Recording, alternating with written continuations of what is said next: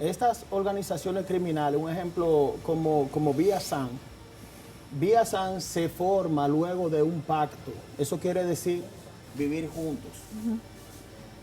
Esto lo encabeza Jimmy Chericiel Barbecue, quien es líder natural del G9. El G9 son nueve organizaciones criminales que se concentran en Delmas, Puerto Príncipe, están en Solino, están en Bel Air, están en Carrefour, están en Greciel. Es una banda muy grande, el G9. Pero ¿qué pasa? A esto se añade 400 Mawoso, que es una banda muy conocida, que incluso sale a relucir luego de la muerte del presidente Jovenel Moïse, porque ellos secuestran 17 misioneros, 2 de ellos canadienses y 15 de ellos estadounidenses.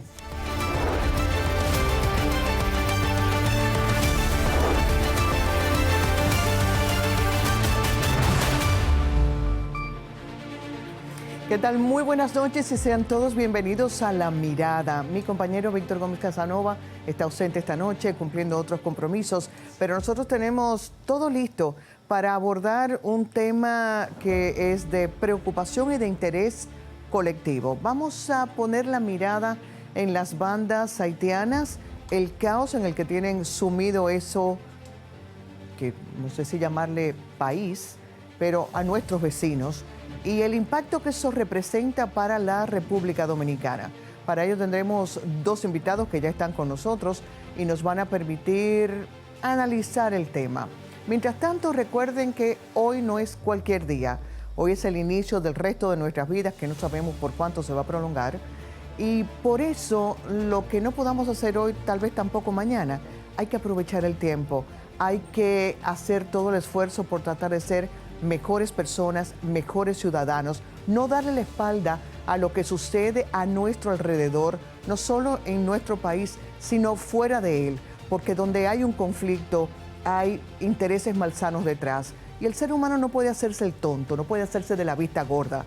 Donde hay injusticias, las personas tenemos que levantar nuestras voces y desde lo que somos y lo que hacemos, alinearnos con la verdad, con los principios de justicia. Mientras haya un ser humano que sufra, mientras haya un ser humano que sea oprimido por otros, sea una nación que bajo sus argumentos arremete contra otros, el resto de la humanidad no puede quedarse impávida. Así que recordemos eso, porque es sencillamente lo que nos hace humanos. Recuerde las vías de contacto con nosotros, seguirnos en las redes sociales. En Instagram es @lamirada.tv, en X es @lamirada_TV, nuestro número de WhatsApp para que usted pueda canalizar por ahí inquietudes, sus miradas, obviamente, incluso hasta temas que quieran sugerirnos para abordar y tratar. Su participación para nosotros es vital. Así que adelantando este tema, que será el principal, entre otros, como parte del contenido de esta noche, vamos a darle paso a nuestro compañero Luis Villaverde con La Mirada en Contexto.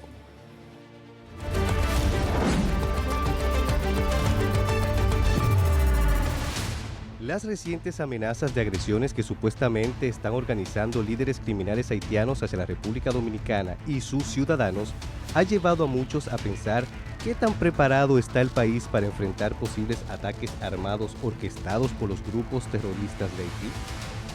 Pese a que la República Dominicana cuenta con un ejército profesional, el cual está preparado y equipado para repeler agresiones diversas, hace pocos días el secretario para Asuntos Exteriores de Kenia, Musalia Mudavadi, reveló la dificultad que está presentando la Misión Internacional de Paz para enfrentar a esos grupos criminales. Sin embargo, el poder fáctico que poseen actualmente esas pandillas consideradas terroristas no lo obtuvieron de la noche a la mañana ni actuando de manera independiente o autónoma. Todo comenzó en el año 2004 cuando el entonces presidente Jean-Bertrand Aristide comenzó a utilizar esas pandillas a favor de su partido, la Famille Lavalas, con el fin de reprimir y atemorizar a sus opositores. Ese mismo modelo fue aplicado por Michel Martelly, según informes de Canadá y Estados Unidos. El líder del partido Ted Calais, o los Cabezas Rapadas, logró controlar el complicado ambiente político de Haití utilizando a esos grupos criminales como herramienta de opresión. Para ello le suministró armas de asalto e inmunidad. Pero no todo termina ahí. Según informes de Estados Unidos, Canadá y Francia, empresarios haitianos y extranjeros respaldaron económicamente a las pandillas a cambio de trabajos sucios encargados por ellos. Entre los citados se encuentra Gilbert Bigio, considerado el hombre más rico de Haití y con importantes inversiones en la República Dominicana. Igualmente, algunos mencionan a Cherif Abdallah, cónsul honorario de Italia y empresario de seguros en Haití. A partir del 2017, durante el gobierno de Jovenel Moïse, las bandas ampliaron su control en los barrios, haciendo del secuestro, el tráfico de drogas, armas y personas industrias rentables en Haití. No obstante, pese a esas cifras que escandalizan a cualquier sociedad en pleno siglo XXI, todavía ni en Haití ni en ninguno de los países poderosos se han tomado las acciones correctas para castigar no solo a las bandas criminales y sus miembros, sino también a todos aquellos que son responsables de la calamitosa realidad que vive desde hace mucho, pero mucho tiempo, esa pobre nación caribeña.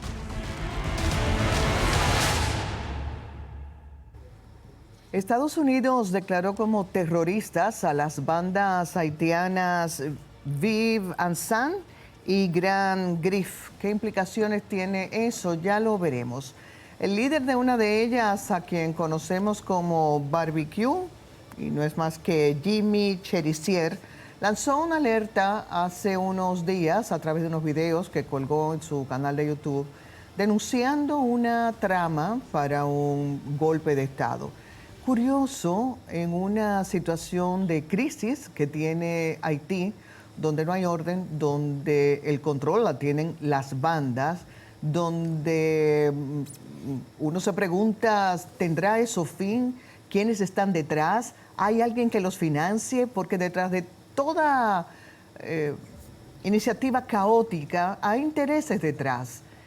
Haití a veces parece que está perdido para la mirada internacional, pero para la República Dominicana no puede ser, porque tenemos una frontera que, aunque tratemos de cuidar, no deja de tener algunos poros, y mientras más se multiplican las acciones de las bandas, más se acercan a nuestra frontera. Damos la bienvenida a nuestros invitados esta noche que nos van a permitir poner la mirada en este tema tan crucial. Alfredo de la Cruz, que es un experto en seguridad nacional y relaciones internacionales, y Ariel Lara, quien es un analista político. Gracias por acompañarnos. La primera pregunta es esa. ¿Quiénes están detrás de estas bandas? Porque parecen no tener fin. Uno casi ni cree que duraran tanto tiempo para permanecer vigentes y además ampliando el control que tienen.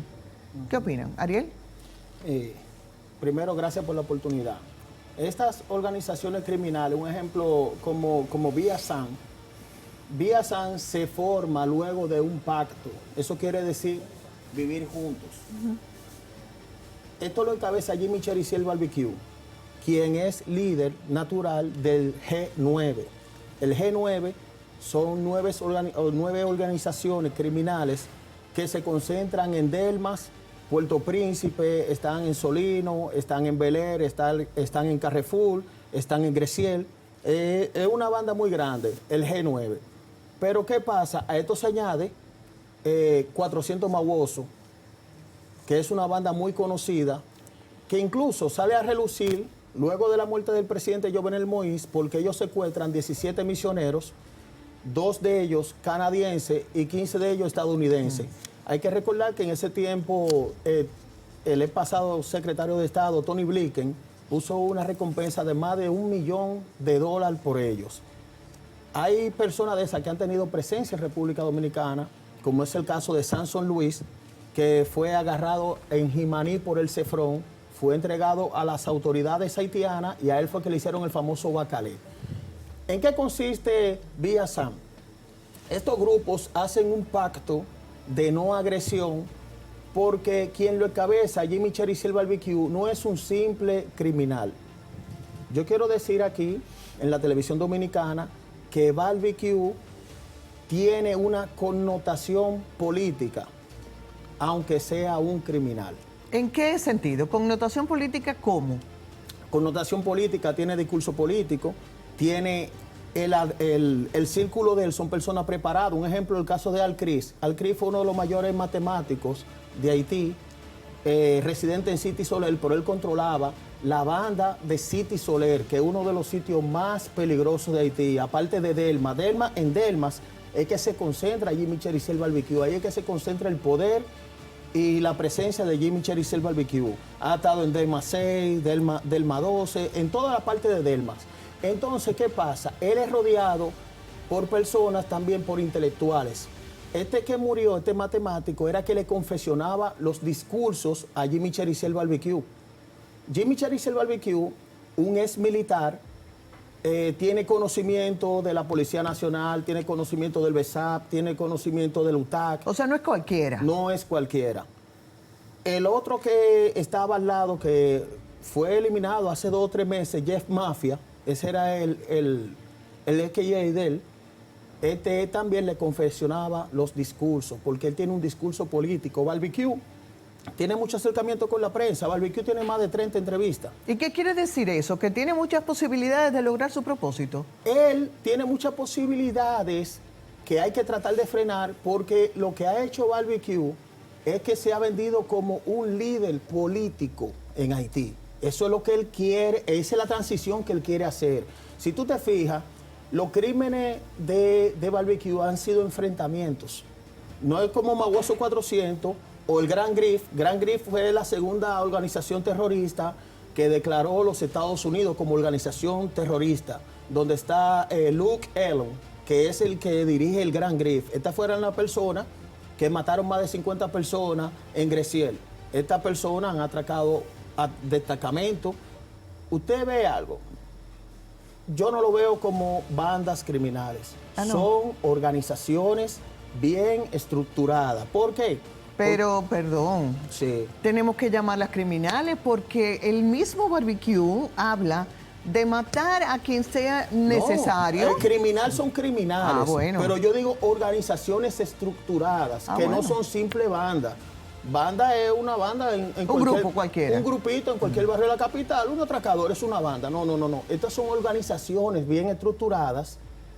¿Por qué? Porque tienen drones militares. Bueno, Alfredo, tuviste que se demostró en la cárcel de Haití, cuando liberaron los 3.000 presos de la cárcel más segura de Haití, estos drones mataron todos los custodias de la azotea. Pero ¿quiénes están detrás? Es que no es posible que estén actuando con recursos propios. Bueno, ¿De dónde sale? Aquí se han dicho algunas versiones. Uno no se presta a la mera especulación, pero sí yo puedo decir muchas cosas. Mira, Elizabeth Warren, que es una prestigiosa senadora del Partido Demócrata, que incluso pensaba aspirar a la presidencia. Bernie Sanders, que es otro prestigioso... Socialdemócrata. Sí, ellos dijeron que venían de aquí. ¿Tú recuerdas con los 6 senadores? Le tiraron eso a la República Dominicana. Gustavo Petro, el presidente de Colombia, ¿qué había dicho?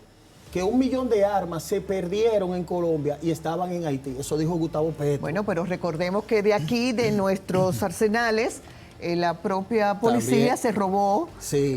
municiones, Sí. armas para trasegarlas a Haití. Exacta- Tenemos nuestros propios enemigos. Tenemos nuestro propio enemigo con armas de aquí, según la información que sale.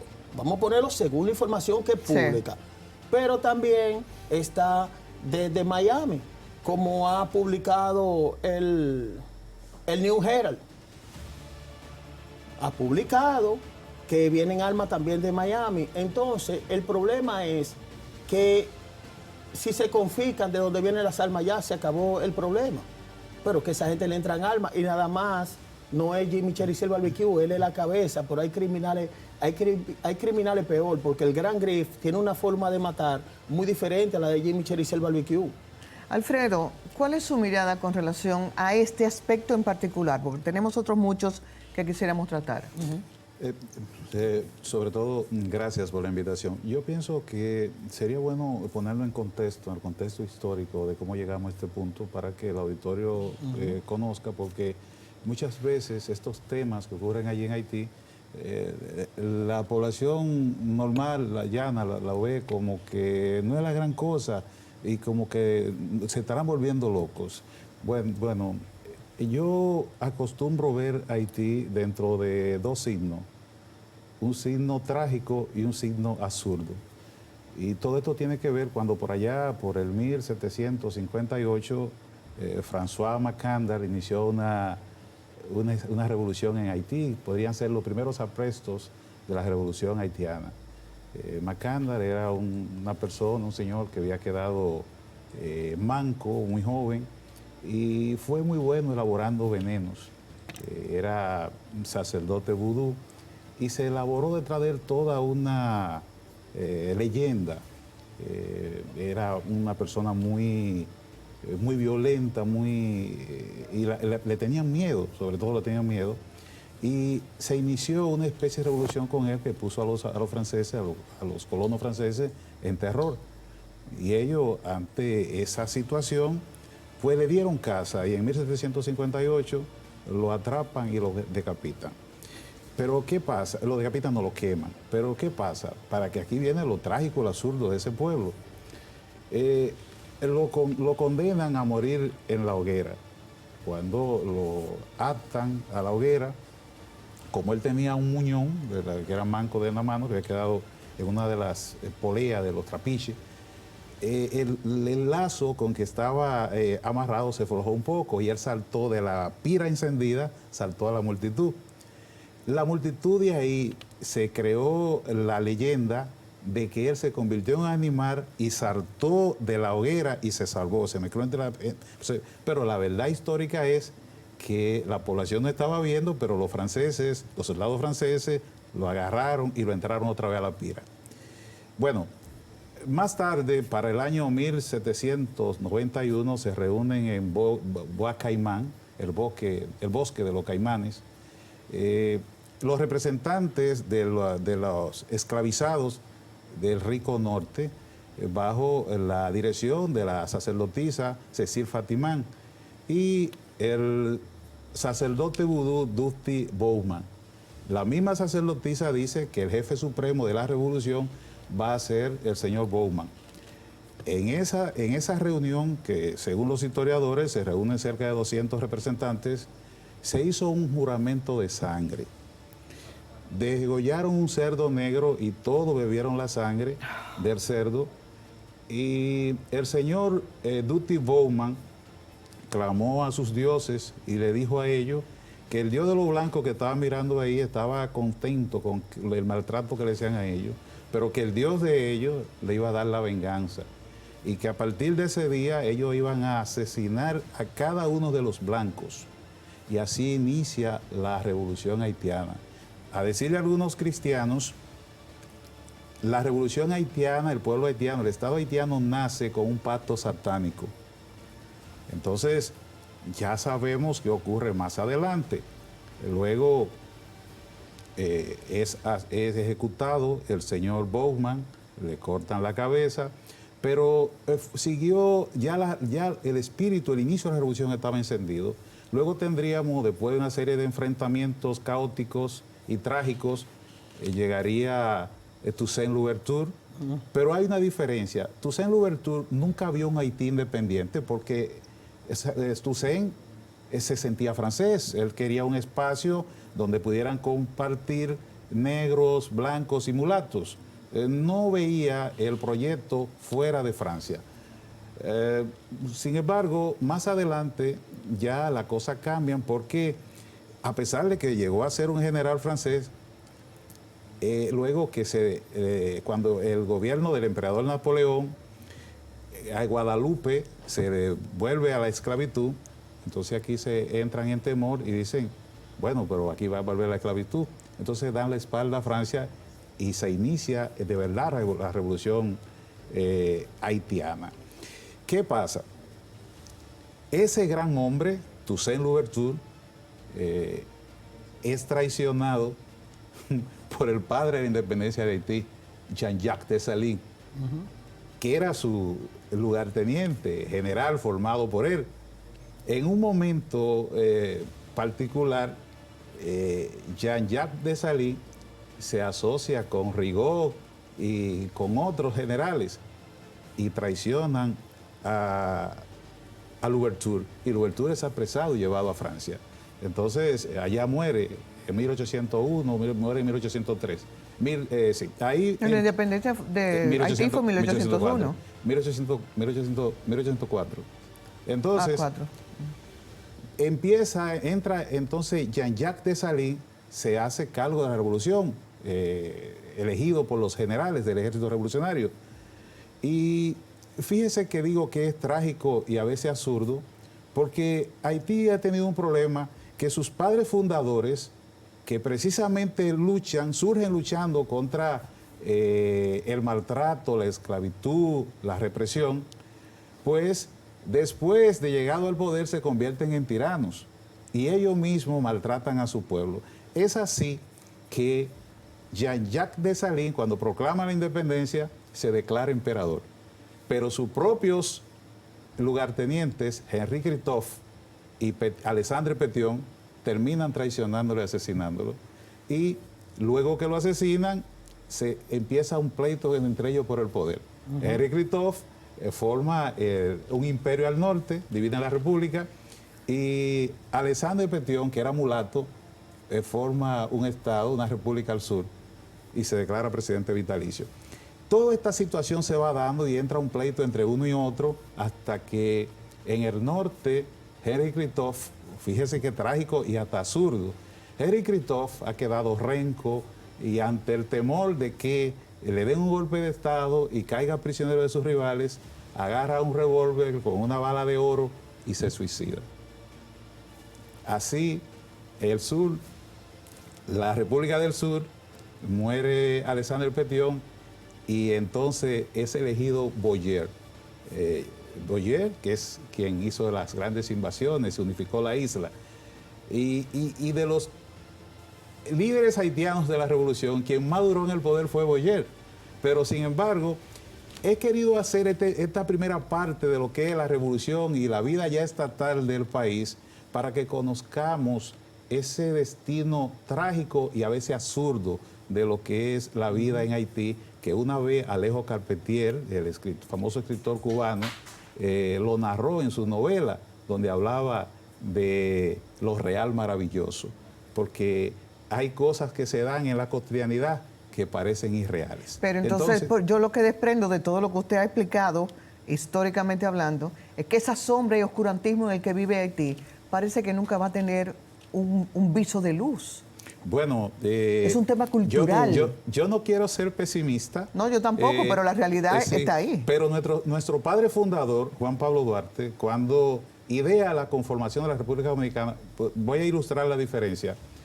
Duarte elige que nuestra bandera tenga una cruz en el centro y elige que nuestra bandera tenga un escudo con una Biblia, única bandera en el mundo de esa naturaleza. Correcto. Pero esa Biblia dice adentro, en un pasaje, y conoceréis la verdad, y la verdad os hará libre. Duarte estaba visualizando en el tiempo la situación que nosotros íbamos a tener, mostrándonos la diferencia capital que había entre los dos pueblos, entre dos culturas totalmente antitéticas, de etnia diferente, cultura diferente, todo diferente. Mientras que ellos nacen con un pacto satánico, aquí este Estado nace bajo el amparo de la luz. Claro. Y fíjese que es un proyecto diferente. La primera cosa que ellos hacen en el juramento es decir que van a asesinar a todos los blancos. El proyecto de Juan Pablo Duarte era distinto, era integracionista. Aquí estaba Francisco de Rosario Sánchez, que era mulato. Aquí estaba Duarte, que era un tipo que para este tiempo sería un tipo rico. De español, y sería rico. En este tiempo sería un tipo hacendado, rico. Y la cantidad de patriotas que eran de la diferente etnia que conformaban la dominicanidad. Y clases sociales, claro. Que desde esos tiempos el proyecto de dominicanidad no se basó en raza, sino en criterios comunes, en creencias, en unos principios universales. Y esa es la diferencia que tenemos que ver hoy y que es bueno que se enseñe más allá de en las aulas, por las redes sociales, por todos los medios, para que el dominicano conozca la historia de sus héroes, la historia heroica dominicana, porque usted no ama lo que no conoce. Es correcto. Entonces, llegando a hoy, la situación de República Dominicana hoy es muy preocupante y peligrosa, porque ese conglomerado humano que tenemos en el oeste amenaza todos los índices de desarrollo del pueblo dominicano. Todos. ¿Por qué? Porque enfermedades que aquí se erradicaron en la época de la dictadura, hace 60, 70, 80 años, están regresando. ¿Por qué? Porque aquí el conglomerado humano no acude a servicios, a revisiones básicas. Las mujeres vienen a parir, a dar a luz aquí y no se han revisado nunca por un médico. Usted ve una persona un dominicano con un cruce de sífilis, hay que internarlo. Usted ve un ciudadano de ese país con 3 y 4 cruces de sífilis, usted lo ve con una pala mezclando concreto. Entonces, esa es la amenaza que hay en el horizonte de nosotros. Por más que despeguemos, siempre esto es como esa sociedad al lado nuestro, como un pesado lastre que nos arrastra abajo. Entonces, usted preguntaba, ¿quiénes están detrás de las bandas? Mi amigo, mi gran amigo Ariel Lara decía de una manera magistral que él no cree que son simplemente bandas. Yo comparto su razonamiento. Son estructuras criminales, pero son estructuras, están también estructuradas con flujo de armamentos, flujo de efectivo, servicios de inteligencia, tienen informaciones satelitales, usan y hasta sistemas de tecnología, claro. Sí, no, que tienen tecnología de primero. Con más razón preguntar. El canciller de Kenia dijo aquí, cuando se entrevistó con el canciller, el canciller dominicano en Cancillería, dijo que las bandas haitianas tenían mejor armamento que ellos. Sí. Entonces, ¿cómo surgen las bandas en Haití? Bueno, las bandas haitianas surgen precisamente dentro del aparato político. En Haití, los políticos, cada uno de ellos tenía grupos paramilitares para defender sus intereses, porque la actividad política en Haití, la económica, están muy ligada a la corrupción, pero sobre todo a la delincuencia. Y muchas veces la manera de hacer valer las posiciones es a través de la fuerza de estas bandas con la extorsión y el chantaje que se da a la luz de eso. Entonces, la mayoría de los líderes políticos, todo el mundo conoce en Estados Unidos, en Haití, aquí donde quiera, que tenían su cuerpo paramilitares. Esto se exacerba cuando llega el finado presidente Jovenel Moïse al poder, sí. Porque Jovenel Moïse, aunque llega con el apoyo del presidente Martelly, luego se encuentra solo y tiene que escudarse en las bandas. Precisamente, quien tú mencionabas, el líder del G9, el señor Jimmy Cherizier Barbecue, respondía precisamente a los intereses de Jovenel Moïse. Recuérdese que cuando están haciendo las exequias del finado presidente, el entonces primer ministro, Ariel Henry, tuvo que salir corriendo y el que leyó el panegírico y todo eso fue Barbecue. Sí, fue Barbecue. Eso, haciendo una demostración del poder que tenían ellos. Entonces, Haití es un feudo, un terreno difícil, porque en términos geopolíticos no tiene relevancia estratégica para las superpotencias. Siempre lo menciono. Ya lo dijo Joe Biden cuando era senador de Estados Unidos, en una declaración que el video anda en las redes sociales y es auténtico. Si Haití se hunde o surge en medio del océano, a nosotros no nos importa porque Haití no tiene relevancia estratégica. Entonces, Haití solamente tiene relevancia para nosotros los dominicanos porque presiona nuestros índices de desarrollo. Y mientras los dominicanos no entendamos eso sí. y nos enfilemos en una sola posición, no partidista, sino estatal, una posición de Estado, donde los principales líderes de la nación se unan en este proyecto nacional, nosotros la tendremos difícil para alcanzar el desarrollo. Partiendo de eso que acaba de decir Alfredo, esa primera reunión que sostuvo el presidente Abinader con los expresidentes, ¿realmente abre un camino de esperanza para llegar a esa posición unificada como país? ¿O queda tal vez solo como un maquillaje estratégico? Para mí esa reunión surge realmente, y entiendo, de la visita que le hizo el presidente Luis Abinader al actual secretario de Estado, Marco Rubio. Marco Rubio ha tenido una posición firme con el tema de Haití. Pero cero acción. Cero acción. Pero en esta ocasión, el gobierno dominicano, eso hablaba con Alfredo fuera de cámara, si el gobierno dominicano es inteligente, se alinea y empieza a tener régimen de consecuencia con el tema de Haití, que ha estado flojo en muchas ocasiones. Mire, ¿Flojo en qué sentido, Ariel? ¿flojo en qué sentido? En el sentido de la migración todavía se ve muy latente el tema. El que no camina por un barrio no sabe lo que yo estoy diciendo. Correcto. El que no va a un hospital, como quiere, están yendo. Ahí está la realidad, que no hay invento. La mejor realidad y la mejor estadística es la que tú ves directamente. Bueno, dicen en otros medios de comunicación que la afluencia de parturientas haitianas se ha reducido en los hospitales. Se ha reducido, pero sigue. Y Haití, los haitianos en República Dominicana hacen mucho daño a nivel colateral. Un ejemplo, cuando tú vas enfermo a un hospital, a emergencia, fácilmente el que tú ves ahí, que te sustituye un dominicano, un haitiano que le mochó el brazo a otro, porque no saben convivir.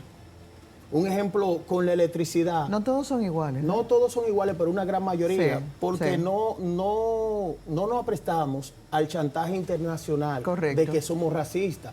No, Es para que- nada, es que no podemos ser racistas, No, porque al final... No, pero es el chantaje, Ya lo sé, de ya lo Amnistía. sé. Y de que Amnistía, discriminamos, claro, sí. de Amnistía Internacional, una Sí, parte sí, del sí. Partido Demócrata de los Estados Unidos Sí, tenía pero esa no hacen visión. nada por intervenir en la situación. Absolutamente nada. ¿Qué dijo? Y voy a centralizarme en lo que usted dijo de la reunión de los presidentes, pero partiendo de Marco Rubio. Cuando Marco Rubio era senador de los Estados Unidos, de la Florida, ¿qué dijo? ¿Cuál fue una declaración del que impactó en el país? Que Joe Biden no puede pretender que aquí haya más de 3 millones de haitianos, un país que nosotros asumiéramos más de 3 millones de haitianos, un país con recursos limitados. ¿Qué hizo Amnistía Internacional? Lo criticó. ¿Qué hace Volker Turk, que es el alto comisionado ante los derechos humanos de la ONU? Decía que aquí teníamos que recibir refugiados y eso fue un choque con el mismo presidente de la República. O Claro. sea, siempre se ha tenido una mirada internacional con relación al tema de Haití, como dijo Alfredo de la Cruz brillantemente, Pero para que nosotros asumamos el para problema. que nosotros asumamos el problema. Un ejemplo, porque yo lo que estoy viendo es un Kosovo prácticamente. Nos vamos a quedar sin país y uno se ríe, pero es la realidad. Zafa. Es la realidad si no actuamos. Bueno, la reunión con los expresidentes. La reunión con los expresidentes, pero antes de ahí, entonces, Marco Rubio se reúne con el presidente Abinader. ¿Qué tema se habló ahí? Prácticamente que salió públicamente el de Haití. Pero esto no es que ellos se bebieron un vino. No. Ahí se habló la situación real de las organizaciones criminales que son un peligro, primero para República Dominicana y luego regional.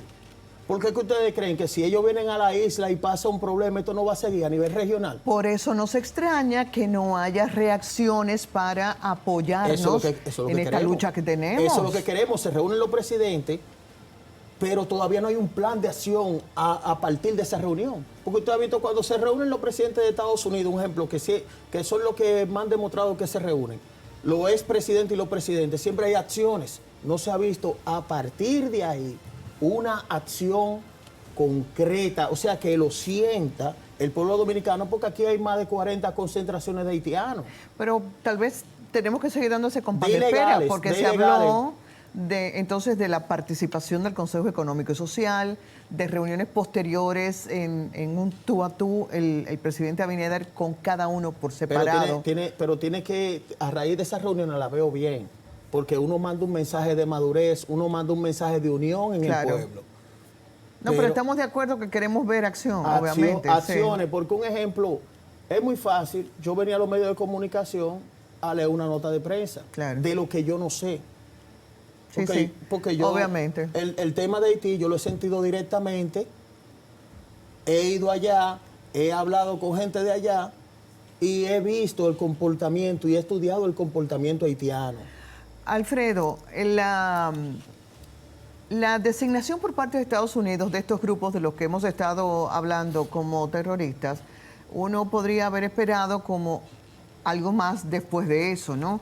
El mismo Marco Rubio dijo, las designaciones de terroristas desempeñan un papel fundamental en nuestra lucha contra estos grupos violentos y son una forma eficaz de reducir el apoyo a sus actividades terroristas. De hecho, el ex embajador estadounidense en Haití, James Foley, sugirió una intervención estadounidense, entendiendo que con toda la estrategia y recursos que tienen los Estados Unidos podía de manera rápida poner fin a ese caos de las bandas y encaminar a Haití hacia una solución. Pero antes de empezar, Alfredo, ahí, yo quiero decir algo, agregarle ya para que Alfredo siga.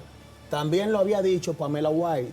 Pamela White es una destacada diplomática que fue embajadora de Haití y le escribió una carta a Joe Biden diciendo que ahí no hay vía diplomática como entre en Haití. Correcto, correcto.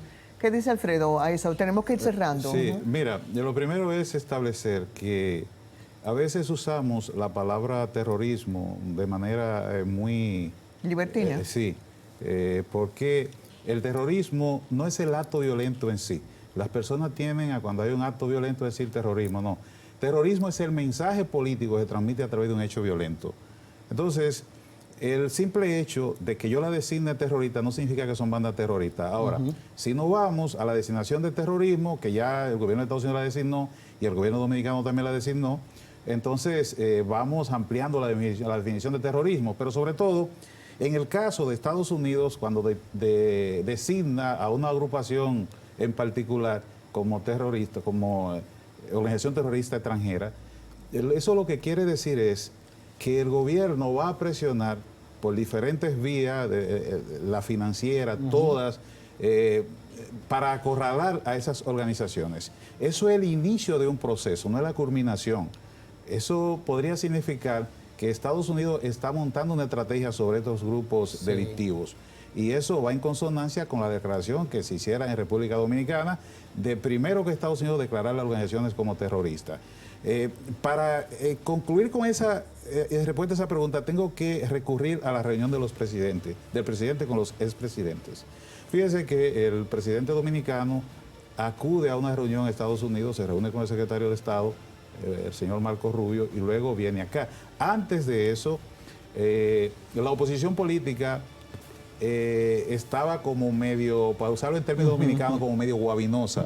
No quería reunirse porque tanto el expresidente Leonel Fernández como el expresidente Danilo Medina estaban poniendo condiciones.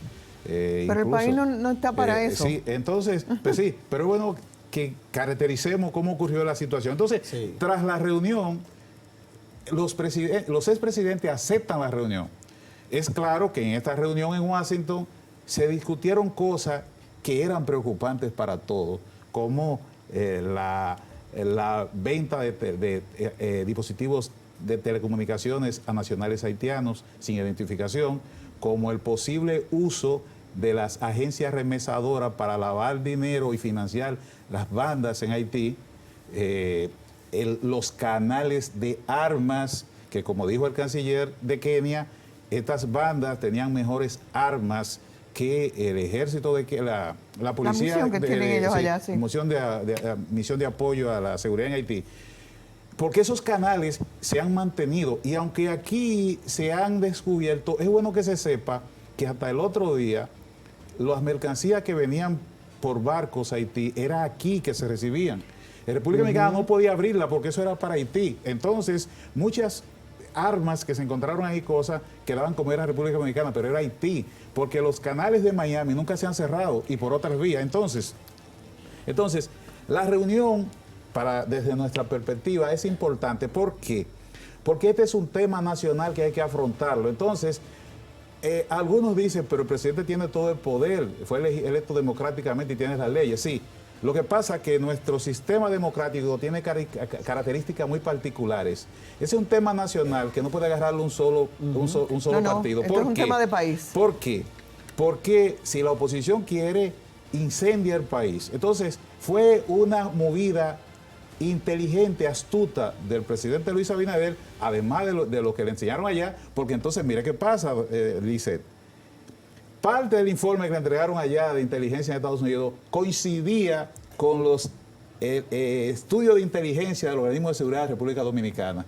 Mientras que los expresidentes no querían creer eso, cuando vieron aquello tuvieron que plegarse. Claro, fíjense que cambió la cosa. Sí. Entonces, yo entiendo que esto es una esperanza para la sociedad dominicana. En cuanto al Consejo Económico y Social, muchos dicen que podría diluirse en una institución que agrupa más de 40 organizaciones, pero yo pienso que ese es el desafío de la oposición, no darle largo a la discusión, porque ¿qué es lo que deben de hacer en este punto? conformar y crear una visión compartida para elaborar una estrategia. Esa estrategia no la van a elaborar los partidos políticos, porque si bien los temas nacionales son compromiso de todo, es una responsabilidad del gobierno crear la estrategia. Entonces, ahora deben de reunirse, luego de esa reunión, deben reunirse los técnicos y profesionales a operativizar los elementos de esa estrategia. Entonces, yo pienso que esta reunión es un antes y un después. Algo que en otros estados es común, aquí se empieza a hacer fue histórico, ahora. sin Y yo duda pienso alguna. que eso muestra que hay esperanza. Tengo que cerrar, pero no quiero hacerlo sin antes preguntar, ¿debe ser barbecue nuestra única preocupación o hay otros como él en Haití que son una amenaza? No, hay cientos como él. Ok, nos quedamos con eso y con la esperanza además, yo creo que por encima de todo, con la esperanza de que podamos encontrar un camino de luz acompañados en esta lucha que República Dominicana por el momento está llevando sola.